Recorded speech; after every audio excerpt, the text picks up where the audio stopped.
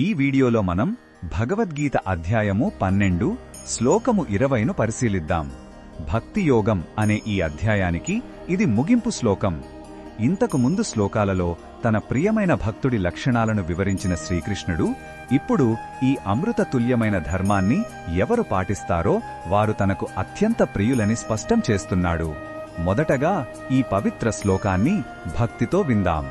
ఏతు ధర్మ్యామృతమిదం యథోక్తం పర్యుపాసతే శ్రద్ధధానా మత్పరమా భక్తాస్తేతీవ మే ప్రియాః.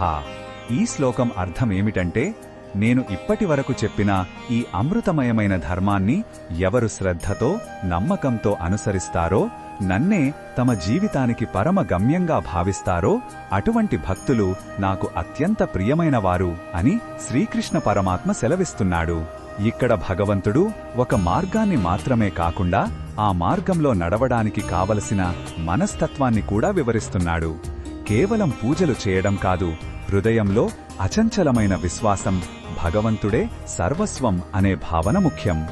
ఈ శ్లోకంలో ఉన్న భావం మనకు ఏమి చెబుతుందంటే, ఈ శ్లోకం భగవంతుని అపారమైన కరుణను, ప్రేమను తెలియజేస్తుంది.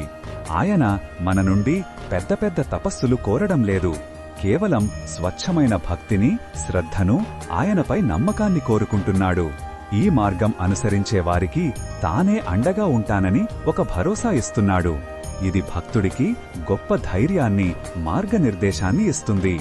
ఈ బోధనను మన దైనందిన జీవితంలో ఎలా ఉపయోగించుకోవచ్చంటే, మనం చేసే ప్రతి పనిని భగవంతునికి అర్పించినట్లుగా ఒక సేవలాగా చెయ్యాలి.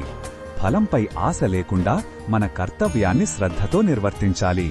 కష్టాలు వచ్చినప్పుడు ఇది కూడా భగవంతుని సంకల్పమే అని నమ్మి విశ్వాసాన్ని కోల్పోకుండా ఉండాలి. మన అంతిమ లక్ష్యం భగవంతుణ్ణి చేరడమే అని నిరంతరం గుర్తుంచుకోవాలి. మరిన్ని భగవద్గీత శ్లోకాల అర్థాన్ని తెలుసుకోవాలంటే మా తదుపరి వీడియోలను తప్పకుండా చూడండి.